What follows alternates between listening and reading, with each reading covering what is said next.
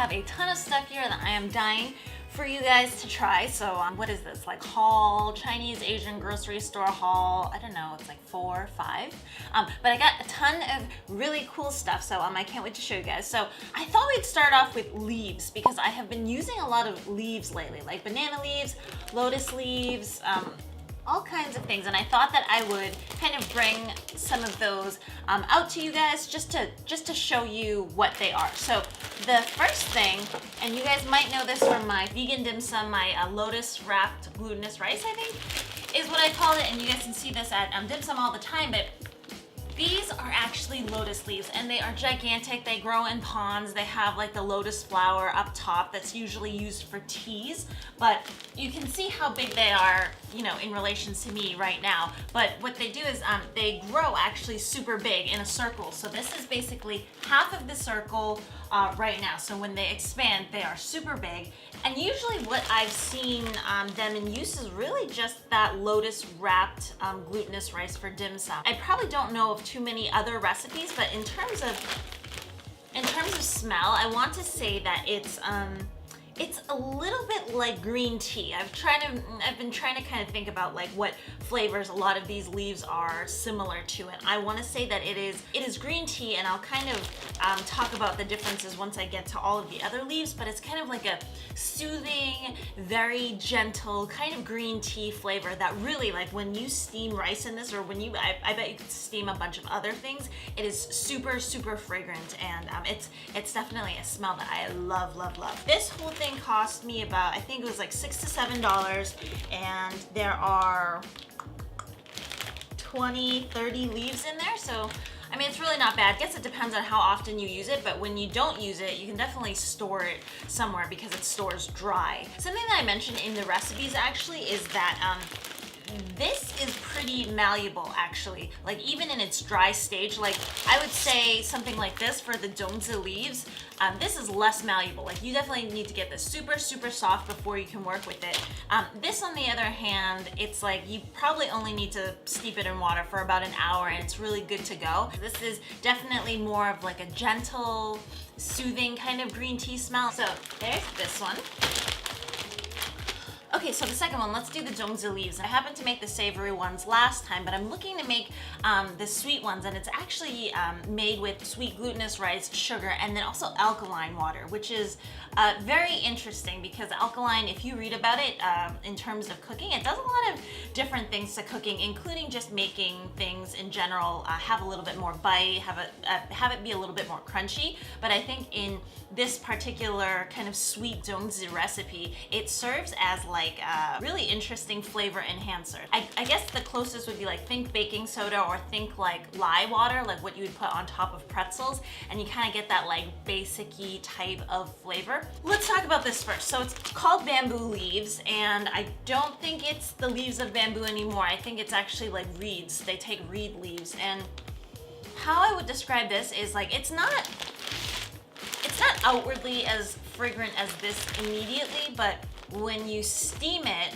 I still want to say in general all of these leaves kind of remind me a little bit of green tea. I would say that this one kind of has like a stronger, kind of older green tea flavor, whereas the lotus leaf is more of like a softer, more gentle type of green tea smell is what I'm going for. These ones you definitely have to soak them for a while. You have to boil them first and then soak them a little bit longer because otherwise they're so hard that it's not malleable enough to wrap anything. So that was kind of annoying last time. That's why when you make jujubes, it's kind of like a 2-day operation because it like the amount of ingredients that you have to get together is you know, quite intense, and then you also, you know, you have to soak these guys too. So I recently made those banana leaf wrapped bananas. You guys, if you haven't tried them yet, you have to. Like, again, I'm not a big fan of bananas, but it was like the first time that I had a banana dessert where I was like, woo, like really good banana dessert. So Banana leaves. I actually found these in my Asia grocery store. I also found them in my normal kind of Western grocery store as well, and it was in the produce department. What I've seen people do with these actually is like if you eat fish, I've seen banana leaf wrapped fish, and it looks absolutely amazing. With banana leaves, I would say that there's like a slight hint of banana in the backdrop. I still think it's very vegetal, you know, still kind of like green tea-ish, but there's definitely like a banana undertone in the backdrop. It's definitely more tropical smelling than these two guys, which is just more like green tea, whereas this one is like just, yeah, probably like a little bit banana-y. I could see you wrapping, you know, like fish in this, but also like tofu or like any really kinds of proteins that you really want to make fragrant. Obviously we did glutinous rice in our recipe and that turned out, you know, so well. But you know, you could do a lot with this. A side thing of what I find banana leaves really useful for is actually like food photography and decoration. It's a really cheap type of prop. Like I think I got this for $3 and there's just so much leaf. Like when I don't use it, I end up packing it up in the freezer. It doesn't have to be food photography. Like let's say that you're having people over for dinner or whatnot and you want to do like a table spread of, you know, all of these things and you want a green backdrop. You know, this guy is gonna definitely be it because it's very organic. It's still like very leafy, and anytime, like you guys will know, anytime I'm doing some type of like a tropical recipe, I'll kind of put this in the backdrop and it just makes everything super, super pretty. Next one. So I think I've definitely talked about pandan leaves before because I've made pandan desserts a bunch of times, and you know, now that I'm making more and more types of Thai desserts, I kind of just realized that the predominant flavors are kind of like coconut milk, pandan leaves always go together, and then like some sugar, and it's either like beans or rice.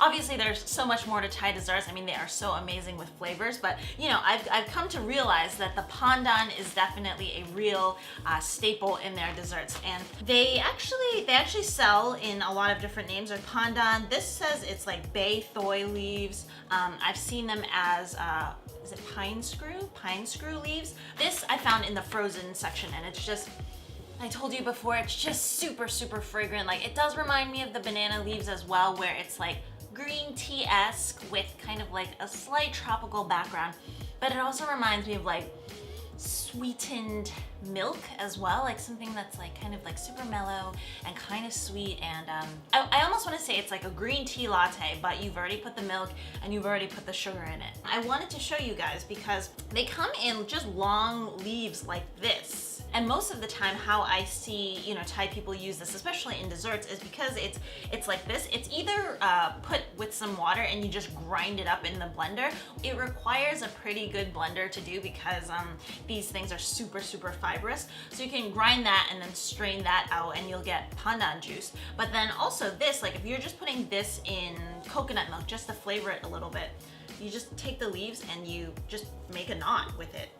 And it's actually super malleable, it's actually super strong, so it doesn't break or anything, and then you get something like this, where it's just a knot in pandan leaves, and then you know, stick it in some coconut milk and it infuses for, you know, 10-15 minutes or so, and it turns out to be amazing. Like coconut, pandan go very well together. So 1, 2, 3, 4.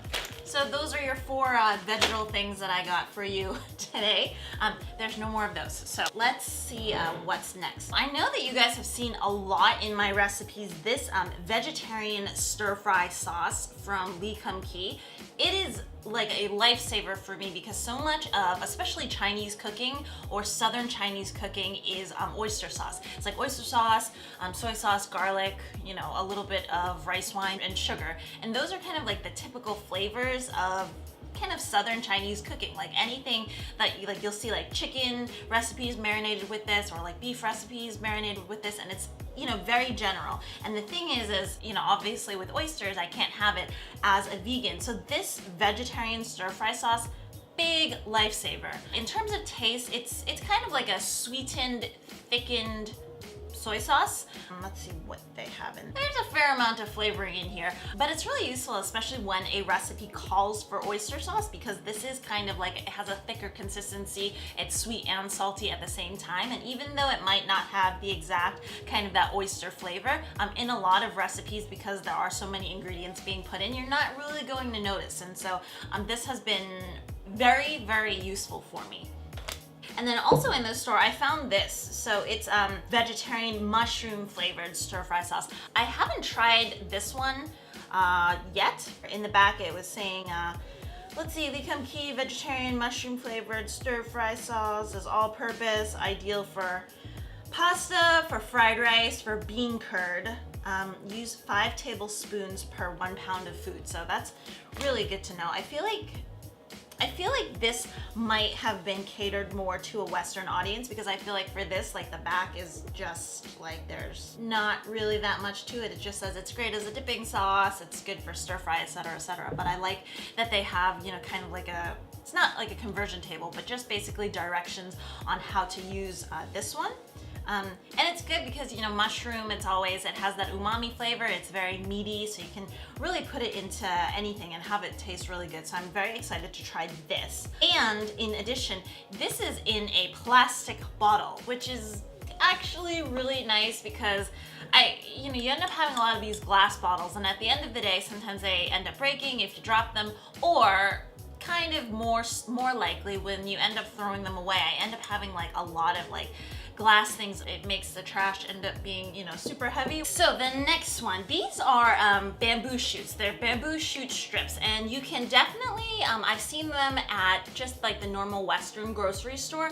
And typically you guys will see this in stir fries, but also in a lot of spring rolls, which I will be making for you guys soon. In a lot of dim sum as well, if you kind of taste this slightly kind of pickly, slightly off flavor, that is going to be bamboo shoots. So it's kind of interesting because if you've never had it before, I mean, maybe you have and you just didn't know what it was, but yeah, it does have this like uric acid type smell. And somebody was asking me about how to bring, or how to like kind of put in more funkiness into maybe a vegan fish sauce, and I kind of recommended playing around with bamboo shoots a little bit. Like it has that, you know how like sometimes like pineapples, you kind of chew it for a while and then there's that like slightly funky flavor to it? Well, this one has that funky flavor, but it's kind of, I mean, you're gonna have to try it for yourself. It's packaged in water, so it wasn't really pickled, but it kind of has, it has that mouthfeel of something being pickled. Okay, let's see, 3 more. So I'm not sure if I talked to you guys about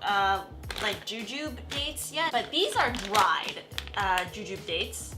And a lot of the times they are used to make like soups, they're used to make drinks, like Koreans have that sweetened kind of jujube drink, and they look like medjool dates, I guess, but the outside shell, it's all red, and the shell is kind of super hard, and it's usually dried like this. And I love making teas with it. You can just kind of take a couple of these, you can soak it, and then just cut it in half so that it's exposed a little bit, and then put it in some water and just boil it for 30 minutes, and you end up getting like a slightly kind of sweetened tea that's very, I want to say it's very aromatic. The jujube dates kind of smell a lot like, it's sweet like dates, but there's like a kind of like a hint of, I guess it's pruniness to it, but the pruniness somehow isn't like off-putting. It's not like super sour or like pruny. It's just like very, it's like very relaxing, and I definitely think it's you know, great for teas, like different soups. So there's that. Okay, 2 more. So, okay, so this I didn't get at the actual grocery store. I found this Asian kitchen equipment warehouse, which I love. And anytime there's like a restaurant equipment store, you should definitely go in because the prices are really good, and you end up getting things that you cannot find in stores. And one was this. So this is a metal steamer, and I'm sure a lot of you guys, when you go to dim sum, they don't end up using those, sometimes they do, but the bamboo steamers, because the bamboo steamers, well, they pick up a lot of smell, but then they also kind of break somewhat more easily just because it's all organic material. And so a lot of the times when I went to dim sum, I usually see them put dim sum in these guys, which are metal steamers instead. And so I thought, you know, this would be good for pictures, and it's just good because I do a fair amount of steaming, and I hate having to use the bamboo steamers because they just break apart sometimes. So there's that. Last thing. So this is going to be more for dim sum. So these are bean curd sheets. I know that We've done bean curd sheets a lot, but the ones that I've mentioned before are actually dry and they crack and they are super, super brittle. This is actually located in either the frozen aisle or in the tofu aisle. And in a way, it's sort of like fresh tofu sheets. There's this dim sum, it's like pork and shrimp and bamboo shoots, and then they are wrapped, instead of being in like a wheat kind of spring roll wrap, they are wrapped in these guys, which are like really soft tofu sheets, but they're soft, but they're not so fragile that they'll like crack or break easily. And these guys are usually either steamed or you can pan fry them, and then they'll get nice and crispy. And kind of the nice thing is like, well, if you happen to be, you know, having a gluten allergy or something and you can't have wheat, these are actually a really good substitute. Like, people were asking me whether you could substitute I think rice paper for the spring rolls, and you know, sometimes like I think if you fry it, there's a definite yes, but sometimes I'll end up baking it or I'll pan fry it instead, and usually for rice paper they end up kind of probably falling apart more easily, or they end up getting super, super hard. This is a really, really, really good alternative because the texture is just different. Like, if you've ever had bean curd sheets before, there's, you know, it's not crunchy, it's not like wheaty, but it's kind of like a skin that's, you know, super good to eat. Definitely have a look at this if you guys are looking to make spring rolls or just things that need to be wrapped, and then you end up just steaming these and pan frying them, and they are a really, really, really good alternative. Anyways, guys, I hope you enjoyed this Asian Chinese grocery store haul. I hope that you kind of picked up a ton of tips and learned a ton of new ingredients. If you have any questions or comments, like, definitely let me know down below. I always love hearing from you guys. And yeah, I guess until next time, I will see you guys soon. Bye.